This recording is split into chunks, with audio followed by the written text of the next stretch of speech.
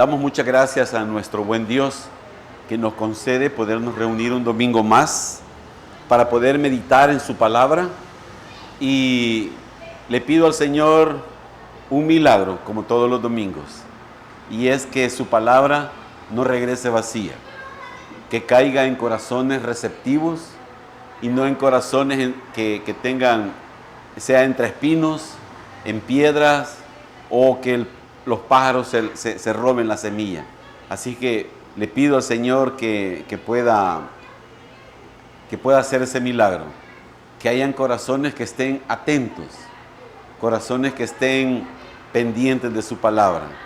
Y yo le escuché una vez a un hermano decir, mire, dice él, yo sé que hay, todavía, ya estamos, sí, yo sé que hay ocasiones en las que, gracias, venimos cansados.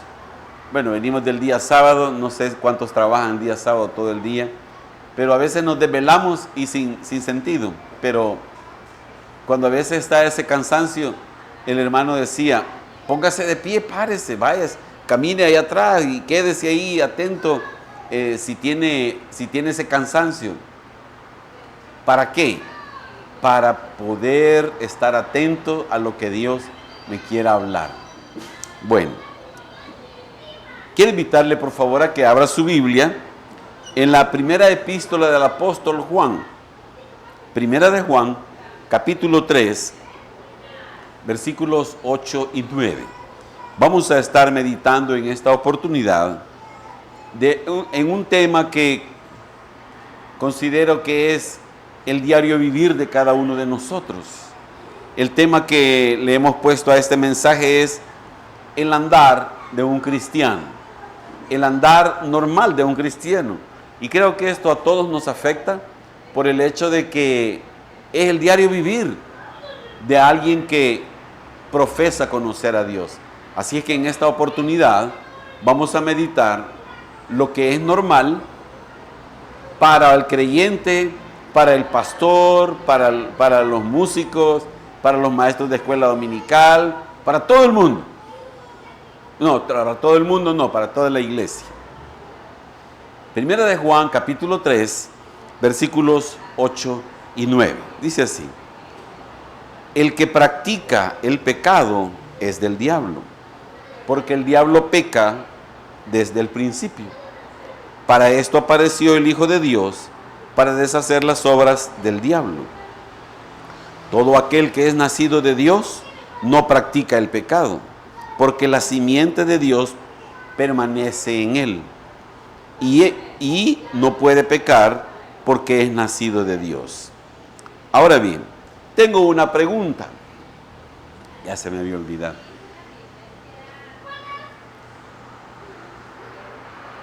Ahí está. Bueno, la situación es la siguiente. ¿Qué es lo que determina que una persona sea cristiana o no? ¿Qué es lo que alguien puede decir, yo soy cristiano, por X o Y listado de cosas que podamos hablar? Pero lo que determina que una persona es cristiana o no es lo que la persona dice. No es que diga la persona, yo soy cristiano. Eso no lo determina como una realidad, como que sí, así es, solo porque lo dice la persona. De ninguna manera, porque la Biblia nos aclara, el Señor Jesús hace la aclaración donde nos dice, es necesario, es imperante, es obligatorio, es determinante que nazca de nuevo. Entonces el Señor lleva al Hijo de Dios a una experiencia tal que no la conocen las demás personas, no la conoce el mundo. Entonces el Señor Jesús se lo decía a Nicodemo en el Evangelio de Juan, de todo es conocido, de que es necesario nacer de nuevo. Entonces el Señor Jesús lleva a otro nivel el hecho de que quién es un hijo de Dios, quién es un salvo, quién es una persona que ha sido conocida por Dios como tal. Entonces, vemos la necesidad de que se debe de volver a nacer. Yo no sé cuántos han tenido la experiencia, bueno, aparte del médico que tenemos acá, pero la experiencia de poder ver un parto, de poder estar allí en la sala y poder ver cuando nace un niño, es algo impresionante. Pero aparte de lo impresionante para las personas que están ahí, es cómo es posible que un niño nazca estando en una condición tan incómoda, porque está todo enrollado. Pero ahí Dios da la vida y Dios así lo ha permitido y es un milagro de Dios. Pero esa experiencia es la que el Señor Jesús utiliza y dice, así como ese niño, ese bebé nace, así es necesario que una persona nazca de nuevo. Entonces es imperante nacer por segunda vez, pero en una forma espiritual. Ya no natural, porque Nicodemo le dice, ¿cómo puedo entrar en el vientre de mi madre ya siendo viejo? No se puede. Entonces, desde el punto de vista espiritual, es necesario el nuevo nacimiento. Nadie puede nacer de las dos maneras en forma simultánea. O sea que cuando nace, en ese momento nace de nuevo, no es posible. Bueno, Juan el Bautista, cuando él estaba en el vientre de su madre, dice que el bebé saltó ahí y que fue llena del Espíritu Santo. Solo Dios lo sabe. Entonces, estamos hablando de la necesidad de nacer de nuevo. El hecho de asistir a un grupo religioso, el hecho de asistir a una iglesia, no hace cristiano a nadie. El hecho de venir un día domingo, el día miércoles o cualquier otro día, no hace cristiano a nadie. Ahora bien, ¿qué es lo que dice la Escritura en primer lugar? Dice que aquel que ha nacido de nuevo no practica el pecado. No practica el pecado. Nuestro texto dice en Juan 3, primera de Juan 3:9, todo aquel que es nacido de Dios no practica el pecado. Bueno, aquí hay una palabra clave que nos lleva a aclarar el versículo, que es la palabra de práctica o practicar. Entonces, alguien que ha nacido de nuevo no está en algo constante, cayendo en el pecado, porque esa persona, dice Dios, dice el Señor, no ha nacido de nuevo. Aunque vaya a la iglesia, aunque se pueda la Biblia, aunque conozca los versículos, esa persona no ha nacido de nuevo, porque está hablando de una caída constante del pecado, a diario, dos veces al día, 3, lo que sea. Entonces, veamos qué dice Primera de Juan 3, versículo 6. Primera de Juan 3, 6 nos dice, todo aquel que permanece en él no peca. Todo aquel que peca no le ha visto ni le ha conocido. Entonces, lo que tenemos que resaltar de este pasaje es el tiempo verbal en el cual lo está usando el apóstol Juan en cuanto al permanecer y a la práctica. Perdonen, hermanos, perdonen, pero hemos estado últimamente un poco complicados con esto de la salud. Este pasaje podría traducirse así: todo aquel que permanece en él no continúa pecando. Fíjense bien, ¿cómo sería una traducción de tal manera que sea más comprensiva para nosotros? Todo aquel que permanece en él no continúa en algo constante. Romanos capítulo 7 y versículo 15.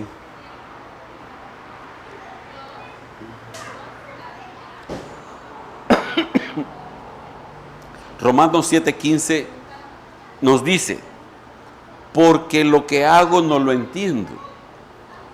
Pues no hago lo que quiero, sino lo que aborrezco. Eso hago. Entonces, uno de los efectos que produce el nacer de nuevo es aborrecer. Pablo estaba hablando ahí de algo que era una experiencia para él, que caía en el pecado, pero él dice, pero yo aborrezco hacer esto. Soy débil, soy humano y por eso caigo en el pecado. Pero lo que queremos resaltar en este pasaje es la actitud del creyente, de aquel que ha nacido de nuevo, es de aborrecer aquello en lo que ha caído de pecado. Entonces, está hablando de alguien que pudiera ser alcohólico y de repente se encuentra en una reunión, en algo inesperado. Podría ser de que de repente sacan el alcohol y es de aquel alcohol que más le gusta y está diciendo, no señor, ayúdame, y llega el jefe y le dice, vaya Gutiérrez, mire, aquí, tomémonos uno. Y queriendo y no queriendo, accede a aquello. Pero la actitud que el apóstol Pablo está haciendo resaltar acá es de aborrecer aquello que es su debilidad. No de quedarse disfrutando en aquella debilidad y quererla seguir practicando, sino el hecho de aborrecer, odiar, de decir no quiero seguir cayendo en lo mismo, no quiero volver a caer en lo mismo. El hecho de caer en el pecado produce debería de producir una insatisfacción, debería de producir un sequedal, debería de producir algo desagradable en donde la persona se sienta mal consigo mismo, decir, yo me siento mal por haber ofendido a mi Dios, a mi Señor. Entonces, lo que el apóstol Pablo está diciendo es de aborrecer aquello en lo cual somos débiles, no de seguir disfrutando de lo mismo. Es imposible que una persona peque y no se sienta mal con Dios. Fíjese, el problema aquí no es que lo vean los hermanos. El problema aquí no es que me vio la esposa del pastor, o me vio la hermana Edith, me vio la hermana Rina. Ese no es el problema.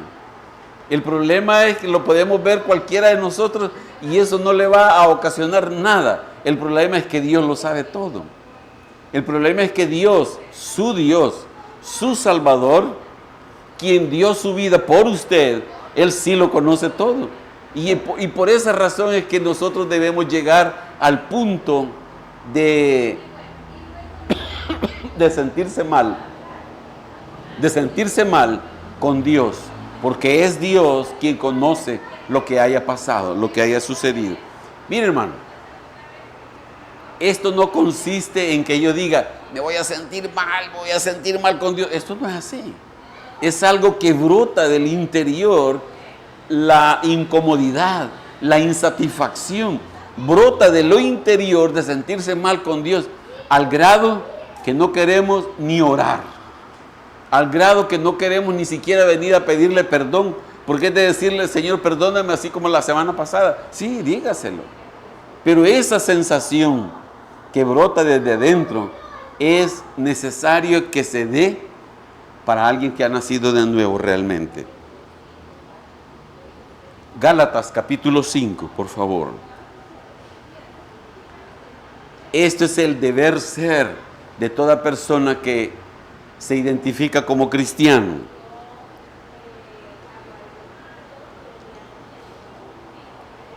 Dice Gálatas 5:17, porque el deseo de la carne es contra el espíritu, y el del espíritu es contra la carne, y estos se oponen entre sí para que no hagáis lo que quisieres. La Escritura está partiendo de un hecho que lo da por sentado en la vida de cualquier creyente, y es que hay una lucha. Se supone que hay una lucha de aquella tentación que tenemos enfrente. Tenemos una lucha que brota del interior de no sentirnos tranquilos cuando estamos evaluando de tener el pecado enfrente, cualquiera que sea.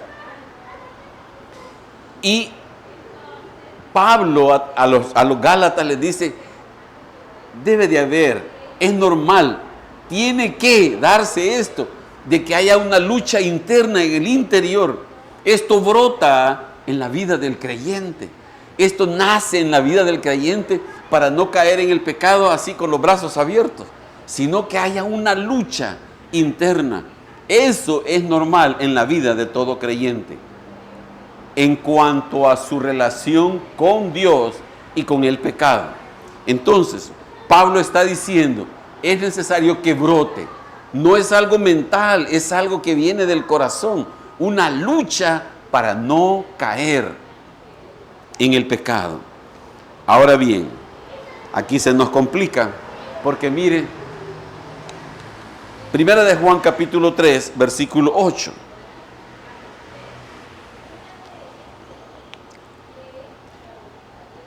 El apóstol Juan aquí lo pone el otro extremo.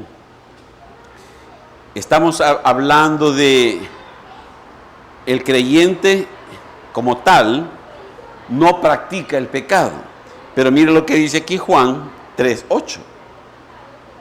El que practica el pecado es del diablo, porque el diablo peca desde el principio.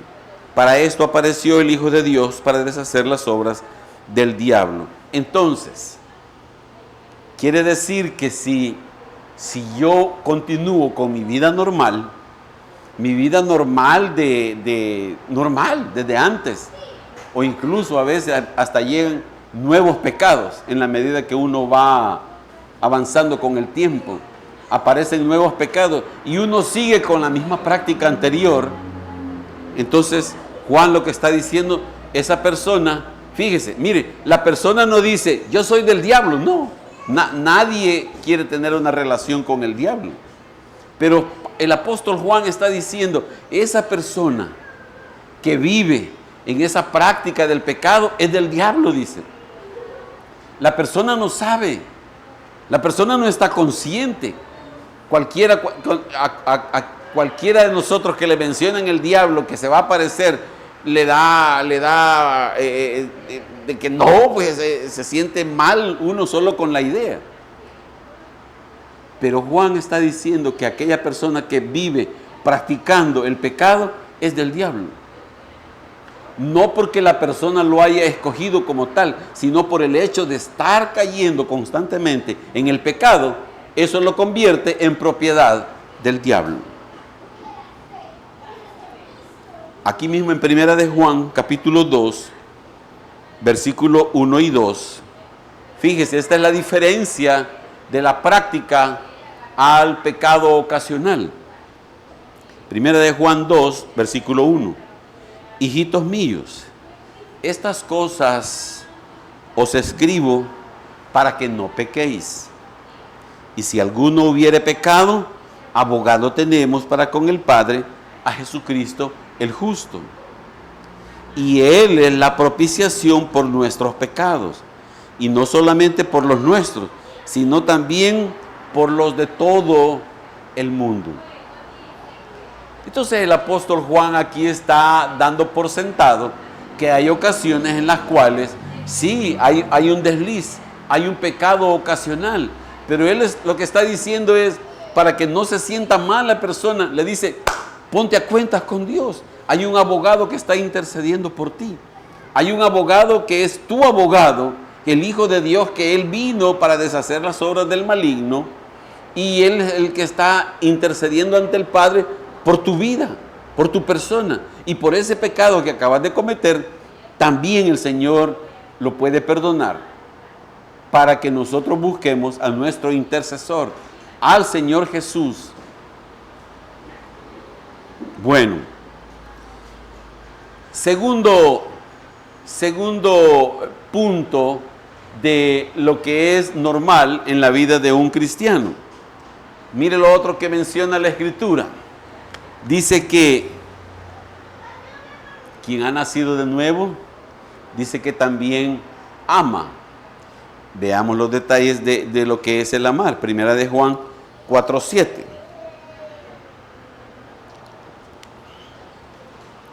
Primera de Juan 4:7 dice: amados, amémonos unos a otros, porque el amor es de Dios.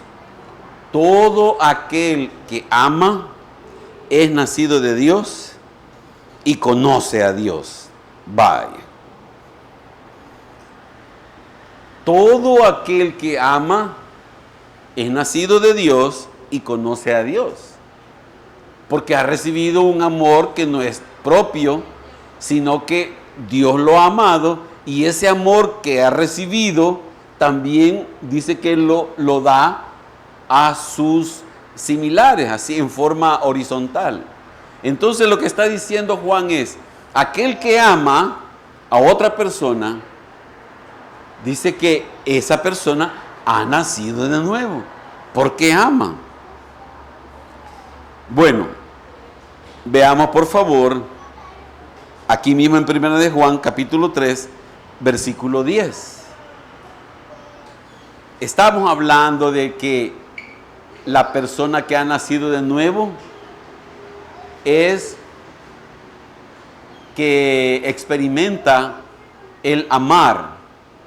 Ok, veamos 1 de Juan 3:10. En esto se manifiestan los hijos de Dios y los hijos del diablo. Todo aquel que no hace justicia y que no ama a su hermano, no es de Dios. Aquí está hablando de dos cosas: hacer justicia y amar al hermano. ¿Cómo? Juan está diciendo, el que ha nacido de nuevo hace dos cosas. Dice que es justo en lo que hace, aplica la justicia, y además dice que ama a su hermano. Ama al hermano, al hermano de cualquier denominación. Y aquí es donde viene ya el problema para nosotros. Porque nosotros podemos decir, es que aquel hermano me cae mal. Es que a mí aquella hermana no la puedo ni ver.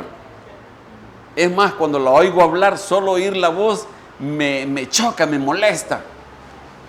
Bueno, yo no sé, pero la Escritura aquí es clara en cuanto a lo que implica amar. Fíjese, estamos hablando de aborrecer a alguien o amar a alguien.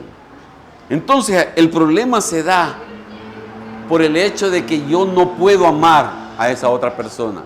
No la puedo amar, no la puedo amar. Y además no soy justo en las cosas que hago.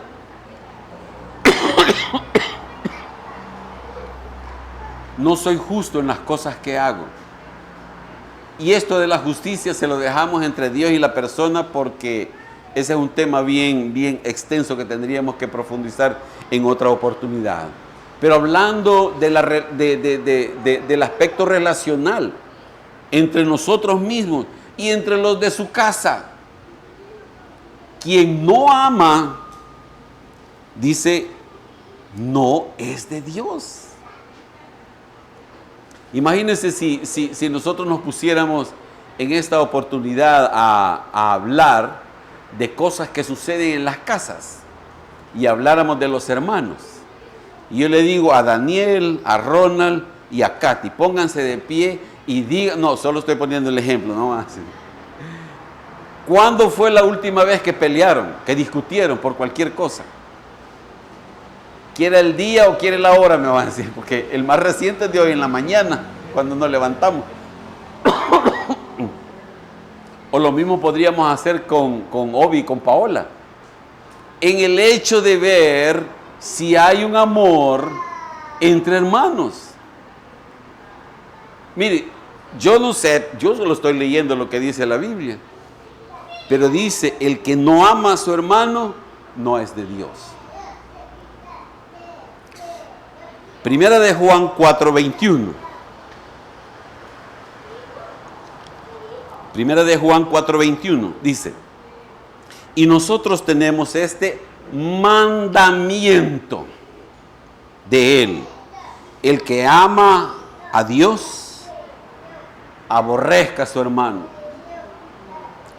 El que ama a Dios, ame también a su hermano. Y esto es algo que cuando nosotros vemos nuestra vida normal como creyente, necesitamos verla a la luz de las Escrituras, porque aquí está hablando de un mandamiento, está hablando de algo que es obligatorio, no está hablando de los 10 mandamientos aquí Juan, está hablando de un mandamiento que lo trae en el Nuevo Testamento y que debemos de practicarlos entre nosotros como hermanos. Yo lo acabo de aplicar en los hermanos familiares, pero necesitamos verlo a nivel de todos los hermanos. El que no ama a su hermano no es de Dios. Y el mandamiento es: ame a su hermano. ¿Cómo habremos de amar a nuestros hermanos? Miren, a juicio de cada uno de nosotros, podríamos decir: es que mi hermano aquel, viera que ese hermano mal cae con lo que hace. Y tengo una hermana también por allá, que esa hermana es la más gritona, la más malcriada, es la mentirosa, que se han descubierto en cosas que... Sí, pero el mandamiento que Dios nos está dando no es que amemos a quien nos ama, eso no dice la Biblia. Dice: ama a tu hermano, ama a aquella persona que es tu hermano, ámala. Primera de Juan, capítulo 3, versículo 16, por favor. Primera de Juan 3, 16 dice: en esto hemos conocido el amor, en que Él puso su vida por nosotros. También nosotros debemos poner nuestras vidas por los hermanos. También nosotros debemos de pagar el precio por los hermanos, por nuestros hermanos. También nosotros debemos de perder por los hermanos. Y mire hermanos, es importante que usted pueda ver, esto es lo que dice Dios en la Biblia. No es un invento de alguien.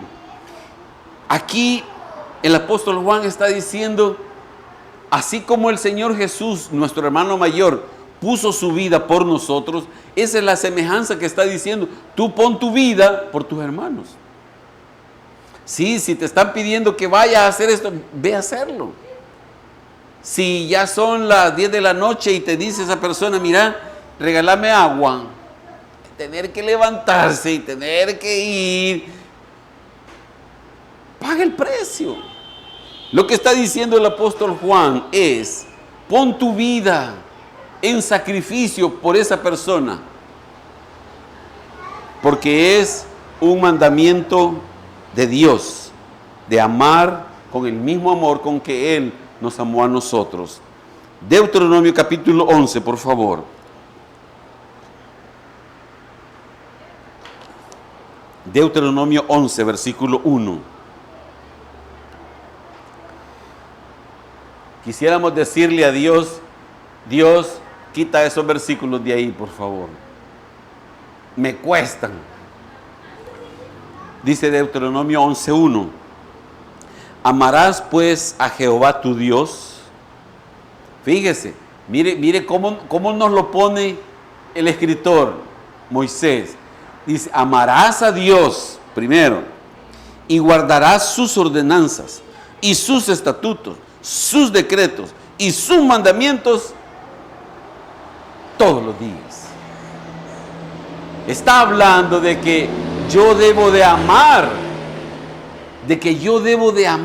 sus mandamientos, y el mandamiento que me lleva a amar a mis hermanos no lo debo de excluir. No lo debo de excluir, y debo de amar ese mandamiento de amar a mis hermanos, como sean. No importa lo que hayan hecho. No importa lo que me hayan hecho. No importa lo que haya sucedido. Ahora bien, la Escritura nos lleva a demostrar qué es lo que hay realmente en nosotros. Mire lo que dice Tito, por favor. Epístola de Pablo a Tito, capítulo 1. Tito, capítulo 1, versículo 16. Dice, profesan conocer a Dios, pero con los hechos lo niegan, siendo abominables y rebeldes, reprobados en cualquier cosa buena que haga, en cualquier buena obra que haga, reprobados para Dios. ¿Por qué? Porque no consiste en que yo diga que soy, sino consiste en que yo demuestre lo que soy. Entonces Pablo le está diciendo a Tito, demuéstrelo con los hechos. ¿Cuál es tu vida? ¿Cuál es tu andar? ¿Qué es lo que haces de lunes a sábado?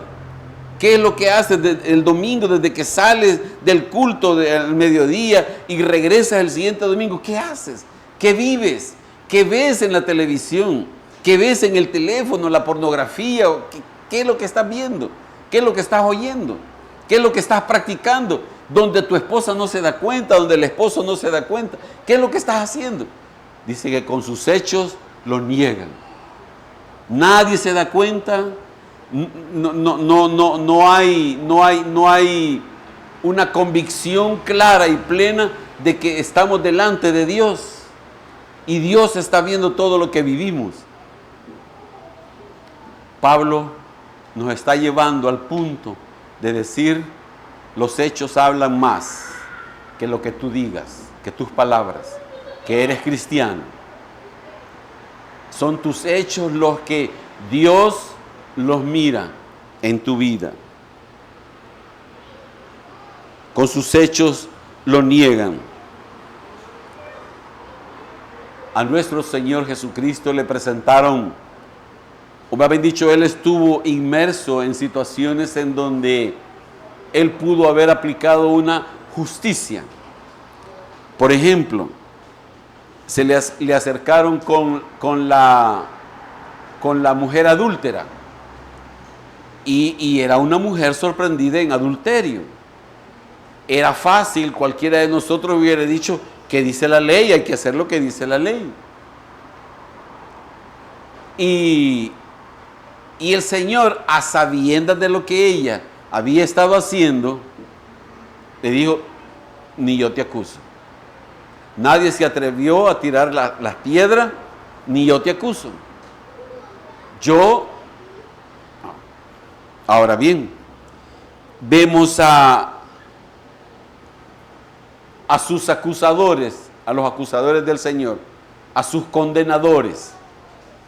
Y el Señor no se puso en un plano de que le haya dicho a Pilato, ya vas a ver, Pilato, me la vas a pagar. El Señor no se puso en un plano de, te voy a ver cuando vayas para el infierno. No se puso en un plano así vengativo, molesto, en contra de su acusador, en contra de su juez. Y Él actuó en una forma pacífica y con amor. Entonces nosotros estamos llamados a no ser selectivos con quien aplicamos esa justicia y ese amor. Estamos llamados a practicarla incluso con aquellos que son nuestros detractores, incluso con aquellos que nos están haciendo algún daño, alguna molestia, aquellos que están hablando de nosotros, aquellos que nos están odiando. Estamos llamados a amarlos y a perdonarlos. Primera de Corintios, capítulo 6. Por favor. Por favor, busque ese versículo. Quiero que lo lea. Primera de Corintios, capítulo 6, versículo 7. Búsquelo, por favor, búsquelo. Quiero que lo lea. Dice, así que, por cierto, es ya una falta entre vosotros que tengáis pleitos entre vosotros mismos. ¿Por qué no sufrís más bien el agravio? ¿Por qué no sufrís más bien el ser defraudados? Pablo les decía a los hermanos y les hacía ver los problemas que habían entre los mismos hermanos, de cualquier tipo que fueran, entre los mismos hermanos, hermanos de sangre o hermanos en Cristo, pleitos entre los mismos hermanos. Y aquí Pablo no dice, si vos tenés la razón, demostralo. No, si vos tenés respaldo de lo que dijiste o de lo que hiciste, tú defiende tu posición, defiende lo que tú crees, lo que tú has dicho. No. Pablo no se pone a ver quién tiene la razón. No le importa a Pablo quién tenga la razón. Lo que Pablo le está diciendo es, mejor date tú por aludido de que mejor aceptar la culpa y aceptar la responsabilidad y decir, sí, perdón. En lugar de, no, pero mira, pero yo hice, pero yo di, yo aquí, yo allá. ¿Por qué no sufrís más bien el agravio, el ser defraudado y decir, ok, está bien? Y nos ponemos en un plano en donde los hechos demuestran más que nuestras acciones, que lo que decimos. Los hechos demuestran más. Y Pablo nos está llamando al hecho de sentirnos o asumir una responsabilidad que solo Dios sabe si correspondía o no.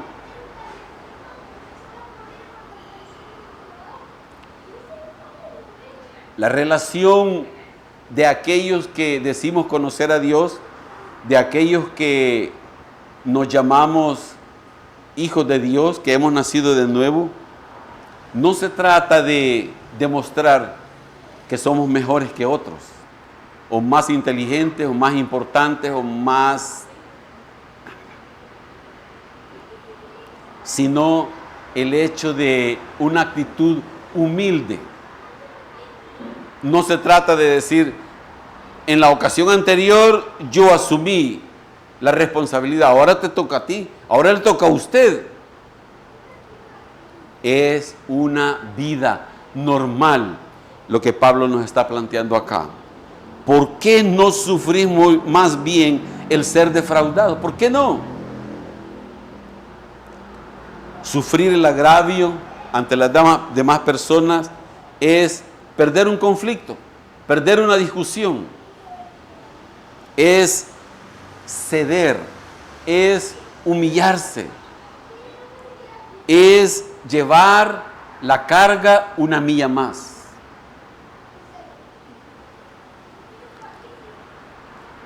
No se trata de yo perdí ante los ojos de los demás, pero sí se trata de honrar a Dios con sus mandamientos, y eso lo ve el Señor. El hecho de que yo me asuma el agravio, asuma el ser defraudado, Dios ve mi actitud y con eso estoy honrando sus mandamientos, estoy honrando su palabra. Cualquier problema, cualquier situación con los vecinos, sufra el agravio, demuestre con sus hechos que ha nacido de nuevo, honrándolo con nuestras acciones. Y lo tercero que vemos, se nos fue.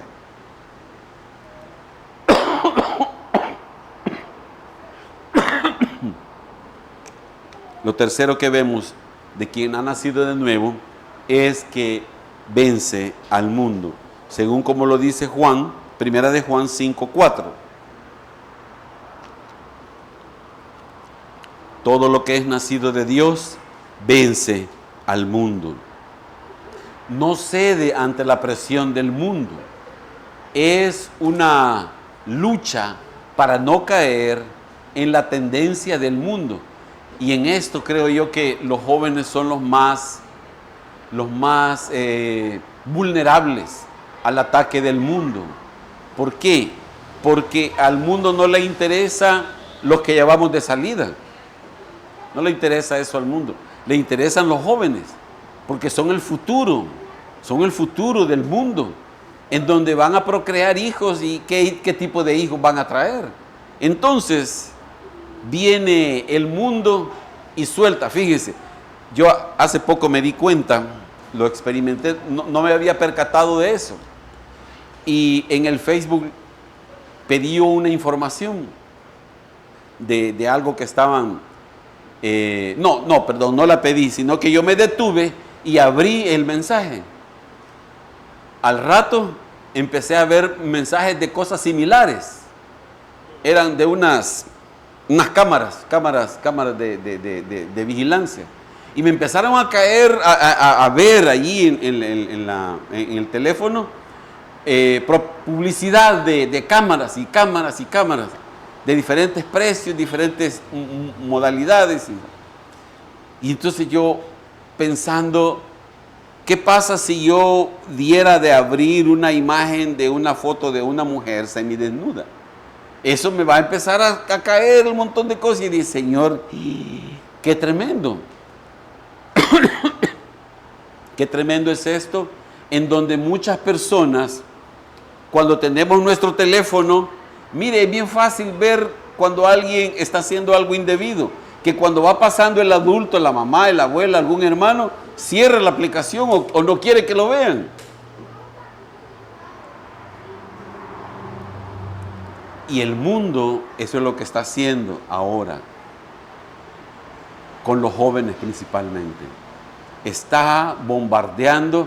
¿Y sabe qué es lo peor? Que muchos jóvenes van como ovejas al matadero sin darse cuenta, pensando, no, yo puedo manejar esto, no, yo sé, esto no me afecta en nada.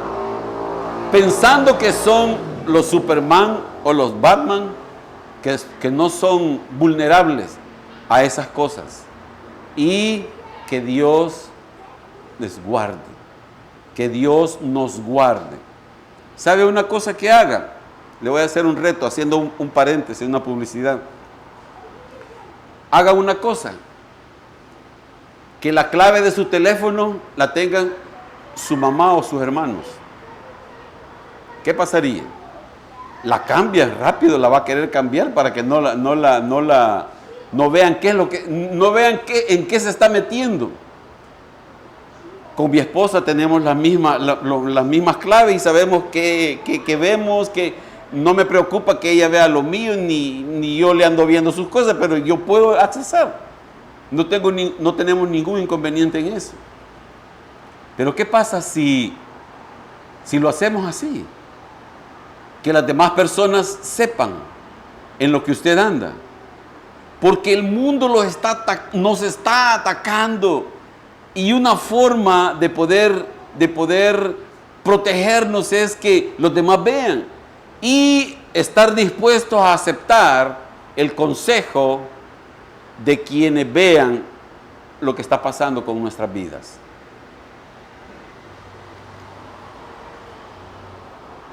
Primera de Juan 2, versículo del 15 al 17. Este es el que ha nacido de nuevo. Mire, este es el que ha nacido de nuevo. No améis al mundo ni las cosas que están en el mundo. Si alguno ama al mundo, el amor del Padre no está en él. Porque todo lo que hay en el mundo, los deseos de la carne, los deseos de los ojos y la vanagloria de la vida, no provienen del Padre, sino del mundo. Y el mundo pasa y sus deseos, pero el que hace la voluntad de Dios permanece para siempre. Juan no está diciendo, salgamos del mundo. ¿Cuál fue la oración del Señor Jesús? No ruego que los quites del mundo, sino que los guardes del mal. Y aquí Juan está haciendo lo mismo.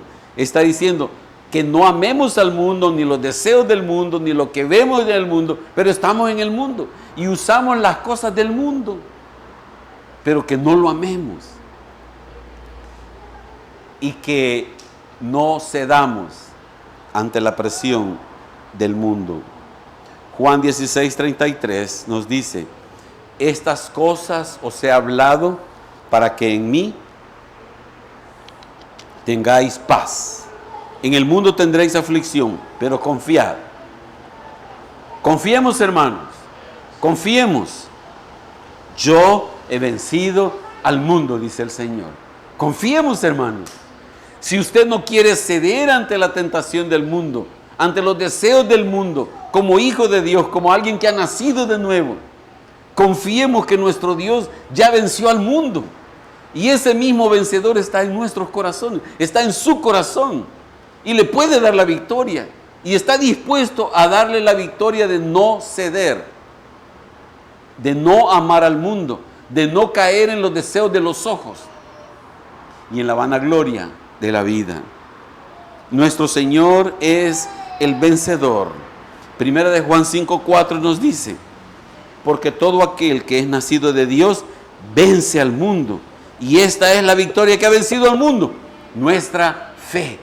Él es el vencedor y Él nos ha dado una fe ganadora, una fe suficiente para vencer. Hermano, no estamos solos. Somos débiles, sí, es cierto, somos débiles. Somos de carne y sangre, somos débiles. Venimos del mundo, nacimos en el mundo y el Señor de ahí nos rescató. Traemos esa semilla, traemos esa simiente. Pero ha venido a nosotros el vencedor que ya venció al mundo y la fe que el Señor ha puesto en nuestros corazones. Esta es la victoria que ha vencido al mundo, nuestra fe. Por lo tanto, hermanos, tenemos esperanza de poder decirle: Señor, endereza mis pasos para que mis caminos hablen más que lo que yo pueda decir como cristiano, como hijo de Dios. Las evidencias hablan más que 1000 palabras, hermanos. Lo que vivimos es más real que lo que hablamos, que lo que decimos. Y no deberían de haber entre nosotros engañados. No deberían de haber entre nosotros personas que les han lavado el cerebro. Pablo decía a los Gálatas, capítulo 6 y versículo 7, no os engañéis. Dios no puede ser burlado. Todo lo que el hombre sembrare, eso también segará. No se engañe. No se engañe. Los días domingos no es la vida del cristiano. Es toda la semana lo que hacemos. El problema es que no vivimos lo que oímos, porque no somos hacedores de la palabra, como dice Santiago 1:22. Sed hacedores de la palabra y no tan solamente oidores.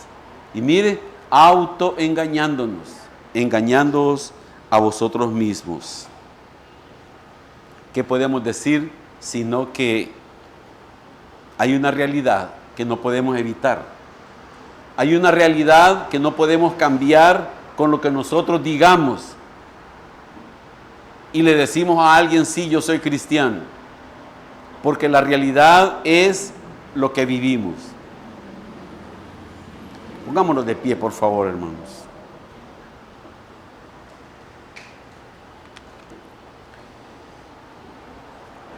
Necesitamos que Dios escudriñe nuestros corazones.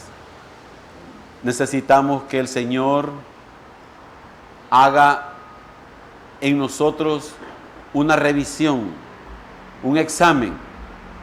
Que Dios haga en nosotros una conciencia entendida de nuestra realidad necesitamos que Dios lea y que nos muestre la nota. No se trata solo de que, Señor, escudriñame. No, porque Él ya lo sabe, Él ya lo conoce, pero que nos muestre el resultado. Que no sea una nota escondida, sino que nos muestre nuestra realidad para que Dios pueda hacer un milagro en nuestras vidas.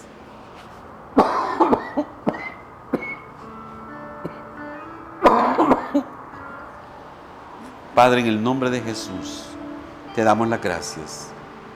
Gracias, Señor, porque la vida del cristiano es una vida delante de ti, no cediendo a los deseos del mundo, amándote a ti y amando a nuestros hermanos. Padre, en el nombre de Jesús, te pedimos perdón y que nos ayudes. Señor, ¿por qué no sufrimos el agravio? Porque queremos ser los vencedores, porque queremos salir ganando, porque queremos hacer creer que somos más fuertes, más inteligentes, más astutos. Pero no nos damos cuenta, Señor, que esos son como exámenes y que no pasamos la evaluación. Señor, escudriña nuestros caminos y muéstranos el tipo de cristianismo que estamos viviendo. Muéstranos la realidad de nuestras vidas. Muéstranos, Señor Jesús.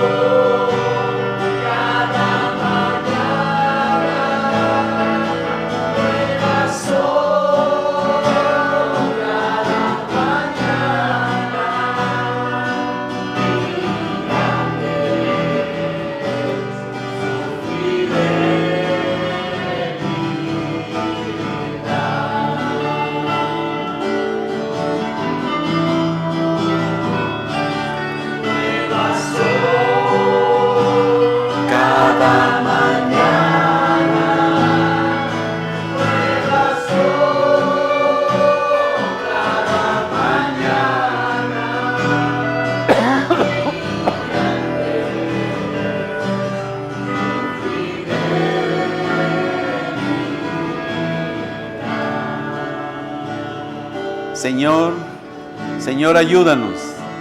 Estamos faltos, estamos necesitados de tu realidad en nuestras vidas. Ayúdanos, Señor, a vivir el verdadero cristianismo como hijos tuyos, como hijos de Dios. Confiamos que tú has de traer esa victoria a nuestras vidas, Señor. porque tú eres el vencedor y tú has depositado fe en nuestros corazones. Gracias, Padre, en el nombre de Jesús te damos las gracias. Amén, Señor Jesús. Gracias, Señor Jesús.